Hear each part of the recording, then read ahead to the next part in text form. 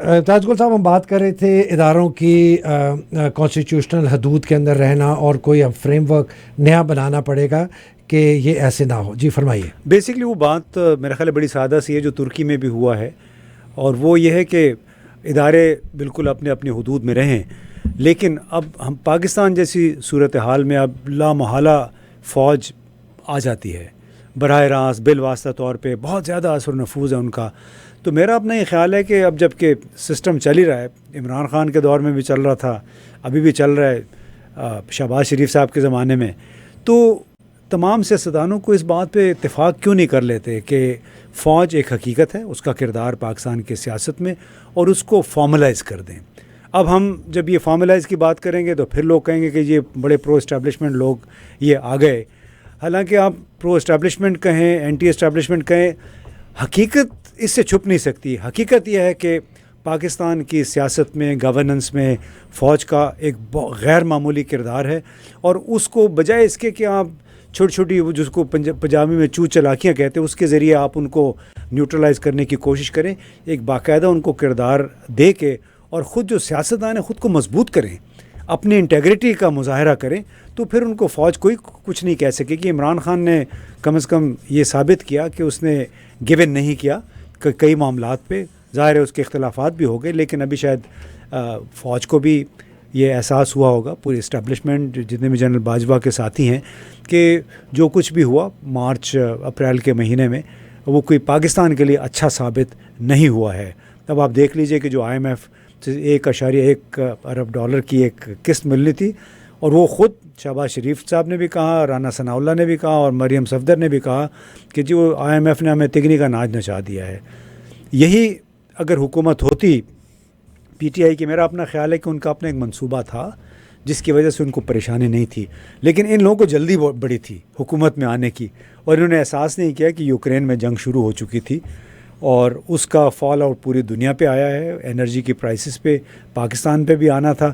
انہوں نے وہ سوچا نہیں، بغیر سوچے سمجھے یہ میدان جنگ میں کود پڑے ہیں، اور پھر اب بھگت رہے ہیں. 1 ارب ڈالر کی وجہ سے پاکستان کو انہوں نے واقعی ناکو چنے چبوا دیے، ہر قسم کے ٹیکسز انہوں نے نافذ کر دیے ہیں.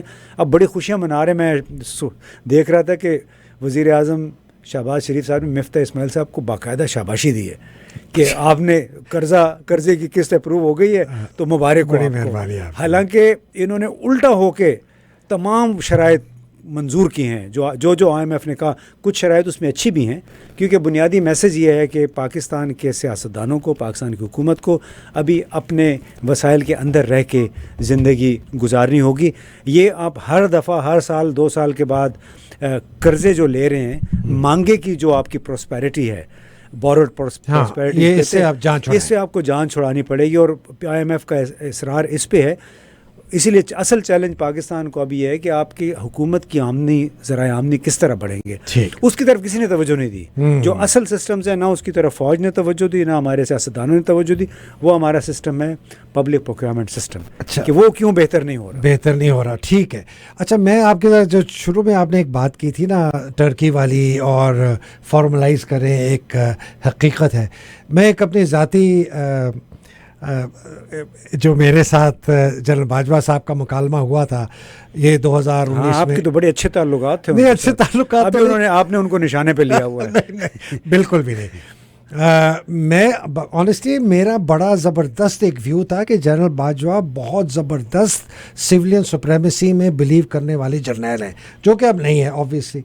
لیکن جب میں ان کو ملا تو ان کو بھی پتہ تھا، اور میں نے لکھا بھی بہت تھا. تو انہوں نے مجھے اس میٹنگ میں، ہماری کوئی 94 منٹ کی میٹنگ تھی، اور آئی ایم شیور ریکارڈنگ ہوئی ہوگی تو وہ دکھا بھی. مجھے انہوں نے کہا کیپٹن مہدی صاحب آپ جو ہے نا بہت آپ لکھتے ہیں اور آپ بہت کہتے ہیں، اور مجھے آپ پیغام بھی بھجواتے ہیں کہ سویلین انسٹیٹیوشنز کو طاقتور کرو، عمران کو سپورٹ کرو، گورنمنٹ کو سپورٹ کرو. دیکھیں ہم ان کی کتنی سپورٹ کر رہے ہیں. میں تو چاہتا ہوں کہ سویلین انسٹیٹیوشن مضبوط ہوں، کہ فوج جو ہے کسی معاملے میں عمل دخل نہ کرے. یہ انہوں نے مجھے ذاتی طور پر کہا. میں بڑا امپریس ہوا. میں کہا جی زبردست. اور میں خوش بھی ہوا کہ بھائی میرا اندازہ ان صاحب کے متعلق صحیح تھا کہ یہ ایک بہت سویلین سپریمیسی میں بلیو کرتے ہیں. لیکن میں آپ کو ایک بات یہ بتاؤں کہ پاکستان میں، اور یہ میرا ایک دس از مائی پرسپیکٹیو، ہسٹوریکل فیکٹ ہے کہ ان کی تو کچھ اور باتیں بھی آپ کو پسند آئی تھی میرا خیال ہے، وہ بڑے کراس بارڈر تعلقات بڑے اچھے کرنا چاہتے ہیں. جی جی جی جی وہ بھی بات کرتا ہوں میں. 62 سال ہمیں حکومت ان دو پارٹیوں نے کی ہے اور 32 سال 4 فوجیوں نے اور 30 سال ان لوگوں نے. 62 سال. تو اگر ہمارا نظام تباہ ہوا ہے کہ ہمارے پاس انسٹیٹیوشن نہیں بڑھے، ہمارے یہاں رول آف لا نہیں ہے، ہمارا الیکشن پروسیس ٹرانسپیرنٹ نہیں ہے، میجورٹی رول نہیں کرتی، مائنورٹی کے کوئی رائٹس نہیں ہیں، ہیومن رائٹس کوئی نہیں ہے. آج کل آپ دیکھ رہے ہیں کوئی کانسٹیٹیوشنل حدود میں نہیں رہتا، کوئی ایکول نہیں ہے لا میں. تو یہ پچھلے 60-70 سالوں میں ہوا نا. تو میں ٹوٹل کنٹریرین ویو ہے میرا امتیاز صاحب کہ فوج کو کوئی فارمل رول نہیں دینا. میرا برعکس ٹرکی کا ہی ماڈل ہے. ٹرکی نے کیا کیا، انہوں نے ان کا جو chief of the army staff تھا نا، جس کے بعد بہت طاقت تھی، انہوں نے اس کی طاقت کو نا قابو کیا اوپر سے، نیچے سے نہیں. اس کی یونٹی آف کمانڈ کو نہیں ہلایا. اوپر سے کیسے کیا، انہوں نے کمیٹی بنا the promotion transfer of postings کی. وہ سال میں ایک دفعہ بیٹھتی ہے اور ایک ہفتہ پورا بیٹھتی ہے، جس میں وزیر اعظم ہوتا ہے، دفاع کا منسٹر، نیشنل سیکورٹی ایڈوائزر، اور انہوں نے ایک چیف آف ڈیفنس اسٹاف کی پوسٹ کریٹ کری ہے، جو کہ سنا ہے کہ شاید یہ صاحب اس پوسٹ کریٹ کرا کے اچھا میں ختم کر دوں. جی جی. اور انہوں نے کہا کہ جی یہ لوگ ٹرانسفر پوسٹنگ کریں گے. فائدہ ان کا یہ تھا کہ اردوان جیسا پرائم منسٹر تھا، نواز شریف جیسا نہیں تھا. اگر نواز شریف جیسا پرائم منسٹر کے ہاتھ میں یہ بندوق آپ نے بندر کی دے دی یا بزوکا دے دیا، وہ تو جو پنجاب پولیس اگر فوج نے بننا ہے نا 2 سال بعد، تو وہ 2 مہینے بعد بن جائے گی. انہوں نے کمانڈ اینڈ کنٹرول سٹرکچر کو نپ کیا. انہوں نے ایکول رینک کے 3 اور 4 سٹار اپوائنٹمنٹس دی جو کہ آرمی چیف کے برابر ہیں. ان میں سے تینوں میں سے کوئی بھی آرمی چیف کو نہیں رپورٹ کرتی. ایک وزیر اعظم کو کرتی ہے، ایک وزیر دفاع کو کرتی ہے، ایک چیف آف ڈیفنس اسٹاف کو کرتی ہے. اب وہ 3 جو ہے نا، اس کی لائلٹی آرمی چیف کے ساتھ نہیں ہے، ایک کی لائلٹی دفاع کے ساتھ ہے، ایک کی وزیر اعظم کے ساتھ یا حکومت، اور ایک کی chief of the defence staff کے. Chief of the defence staff اسی ہیڈ کوارٹر میں بیٹھتا ہے جہاں چیف آف آرمی اسٹاف بیٹھتا ہے. مطلب کہ وہ joint chief of staff committee کو انہوں نے چکلالا بٹھایا ہوا ہے، وہاں بیچارہ سارا دن وہ اخبار پڑھتا ہے. اس کا کوئی اس کو اگر جی ایچ کیو میں لے آئیں اور اس قسم کا، میں یہ نہیں کہہ رہا ایسا نظام، لیکن اس قسم کا بنائیں گے تو فوج کے آپ قابو پانا شروع کریں گے. دوسری، ہمیں اتنی بڑی فوج نہیں چاہیے. یہ جو ہمارا ہوا ہے نا کہ جی ہم نے جنگ کر، دیکھیں جی جنگ کسی نے نہیں کر رہی. We are a nuclear power state. India نے بھی نہیں کر رہی. انڈیا اگر کل جنگ کرے گا، اس کی فورن ڈائریکٹ انویسٹمنٹ 20% سے بھی کم ہو جائے گی. وہ پاگل ہے، جنگ نہیں کرنے لگا. ہاں، ادارے مضبوط کرنے ہیں سولین، کہ اگر فلڈ آئے تو سولین ادارہ جائے، ارتھ کوئک آئے سولین ادارہ جائے. یہ ہے میری گزارش. نہیں وہ ٹھیک ہے. دیکھیں جو ایردوغان صاحب نے اگر ترکی میں جو کچھ کیا ہے، وہ اپنے منصوبہ بندی اور اقتصادی پرفارمنس کی بنیاد پہ کیا ہے. بالکل. وہ جب سے آئے ہیں 2002 سے ترکی میں براہ راست بالواسطہ صدر وزیر اعظم رہے ہیں، اور اس کے ساتھ ساتھ انہوں نے پھر اصلاحات کا عمل بھی شروع کیا. تو مسئلہ یہ ہے کہ اگر سویلین حکمران ایمانداری کے ساتھ، کمٹمنٹ کے ساتھ حکمرانی کریں گے، تبھی وہ فوج کو یہ باور کرا سکیں گے کہ آپ پہ ہم اب انحصار نہیں کریں گے، آپ کی ہمیں ضرورت نہیں ہے. اور یہ جو ریسٹرکچرنگ کی بات ہے جو ایردوغان صاحب نے کی ہے، وہ اسی صورت میں ہوئی ہے جب انہوں نے خود کو مضبوط کیا. ساتھ ساتھ انہوں نے جو آپ نے پلان دیا کہ 3-4 آپ نے جنرلوں کو کر دیے، وہ ہائرارکی ایسی کریٹ کر دی کہ وہ بالکل فلیٹ کر دیا کہ 4 جرنیل ایک ہی لیول کے ہیں، اور وہ مختلف لوگ بنیادی طور پہ سویلینز کے ماتحت کر دیا فوج کو. لیکن وہ آتا ہے آپ کی پرفارمنس کے ساتھ، آپ کی انٹیگریٹی کے ساتھ. لیکن سیاستدان کی اگر وہ نہیں ہے، جہاں پہ کبھی وہ اینٹ سے اینٹ بچانے کی بات کرتے ہیں، کبھی وہ آپ نے جنرل مشرف کے ساتھ جو نواز شریف نے کرنے کی کوشش کی کہ ان کے طیارے کو کہا گیا اکتوبر 1999 کہ جی آپ احمد آباد چلے جائیں.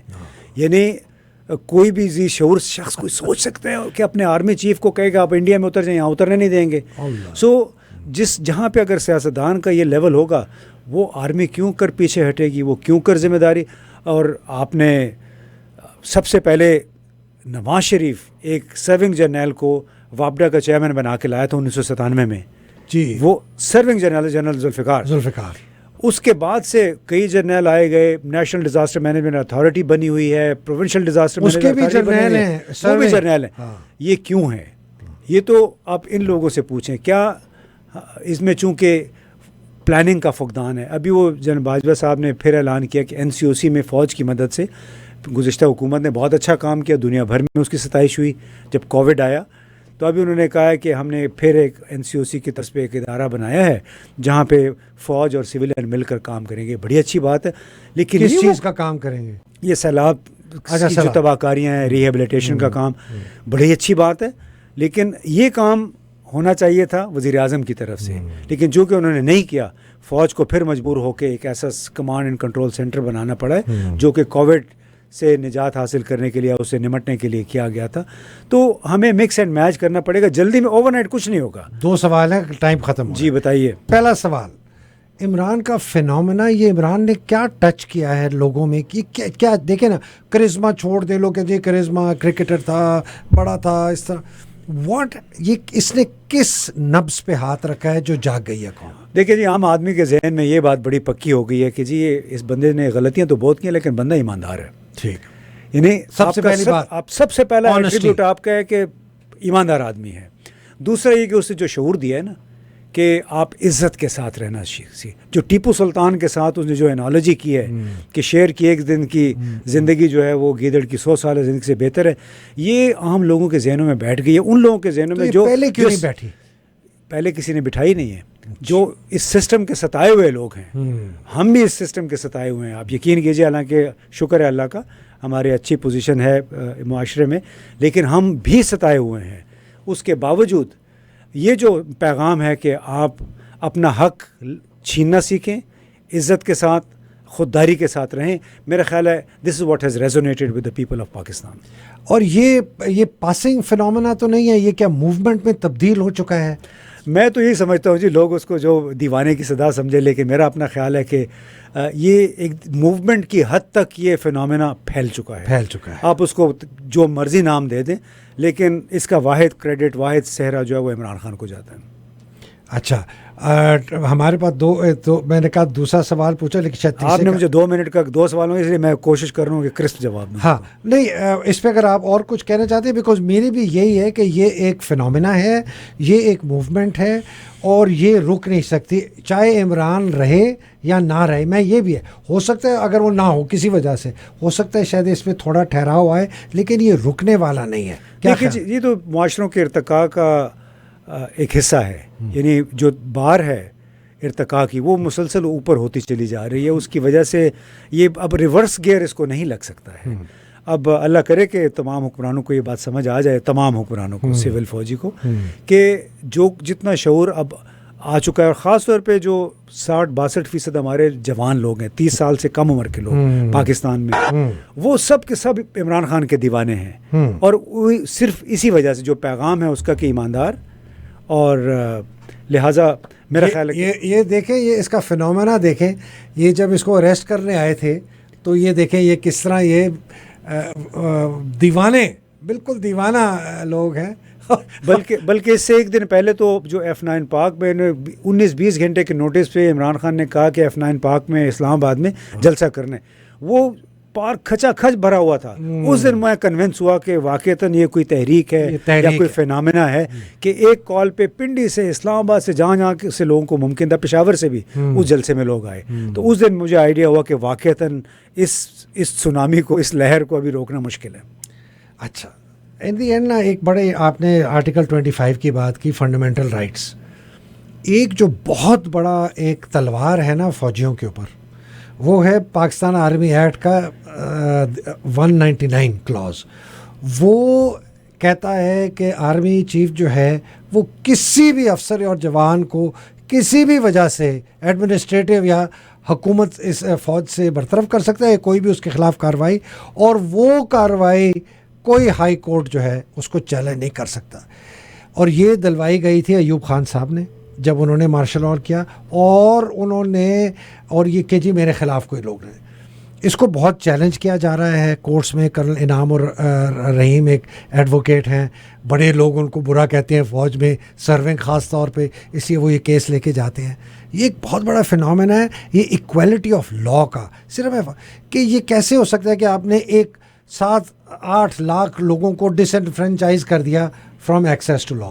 دیکھیے تو وقت کے ساتھ ساتھ میرا خیال ہے یہ بھی اس کا تبدیل ہونا بھی ناگزیر ہے, کیونکہ یہ کوئی اسٹیٹک سچویشن نہیں ہے, بلکہ جو عوام کے شعور کا جو بار ہے وہ بڑھتی چلی جائے گی.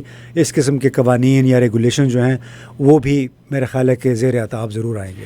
یہ جو ہم ڈیموکریٹک انسٹیٹیوشنس کی بات کرتے ہیں اور ایکویلٹی آف لا, تو میں ابھی دیکھ رہا تھا مریم صفدر یا نواز جو بھی کہیں, یہ جا رہی تھی فلڈ کے کسی پروٹوکول, وہ کسی نے کہا جی 64 گاڑیاں تھیں اس کے ساتھ, آل پولیس پروٹوکول. وہ کس کیپیسٹی میں اس کو یہ مل رہا ہے؟ سابق وزیر اعظم کی بیٹی ہیں جناب, اب کیا کہ حکمران گھرانہ ہے, وہ تو خود کہتی ہیں ہم حکمران گھرانہ, اور مسلم لیگ کی وائس پریزیڈنٹ ہیں, تو اس لیے نہیں, but she is not entitled to that, right? بالکل نہیں ہے, کہیں سے بھی نہیں نا. مطلب دو گاڑیاں شاید سیکیورٹی کے لیے مل سکتی ہیں, لیکن یہ تو ایک عجیب تماشا ہے پاکستان میں. اسی وجہ سے لوگ عمران خان کے ساتھ ہیں. عمران خان نے اسی چیز کو چیلنج کیا ہوا ہے کہ کیا یہ آرکیٹیکچر ہے آپ کا مراد کا, 35 گاڑیوں کے قافلے چلے جا رہے ہیں, وزیر اعظم وزیر اعلیٰ جہاں نکلتے ہیں تو 10-20 گاڑیاں آگے پیچھے لگی ہوتی ہیں. یہ عوام کا پیسہ ہے, یہ وہ پیسہ ہے جو عوام کی فلاح پہ خرچ ہونا چاہیے. یہ تو اتنے امیر لوگ ہیں, یہ تو خود بھی افورڈ کر سکتے ہیں, اگر کرنا چاہیں پرائیویٹ سیکیورٹی لے لیں اپنے لیے.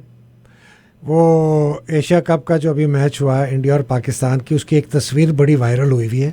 شیخ نایان بن مبارک جو ہیں وہ بیٹھے ہوئے ہیں, ان کے ساتھ ایشیا ان کے جو کرکٹ کاؤنسل ہے ان کے پریزیڈنٹ ہیں, جو کہ ان کے بہت بڑے بی جے پی کے سخت اینٹی مسلم لیڈر کے صاحبزادے ہیں, اور ان کے بائیں طرف ایک اور بہت بڑی شخصیت پاکستان کی باوردی, ان کے صاحبزادے بیٹھے ہوئے. بس اب وہ میں نے نہیں دیکھی تھی. اچھا امتیاز گل صاحب, یہ بہت زبردست رہی. ناظرین, آپ امید ہے آپ نے امتیاز گل صاحب کی باتوں سے آپ کو پتہ چلے ہوگا کہ ایک جینوئن جو انٹلیکچوئل ہے, ریسرچر ہے, اسکالر ہے, میری طرح چھاپا مار مستری نہیں, جس نے ساری زندگی گزاری ہے یہ فینومینا دیکھنے کے لیے, سوشل, اکنامک, جیو پولیٹیکل, 5 کتابوں کے مصنف. ان کی کیا رائے ہے پاکستان کے حالات کے متعلق. اس وقت تک کے لیے اجازت دیجیے, اگلی نشست میں انشاءاللہ ملاقات ہوگی. الہی آمین. خدا حافظ. ہاں جی.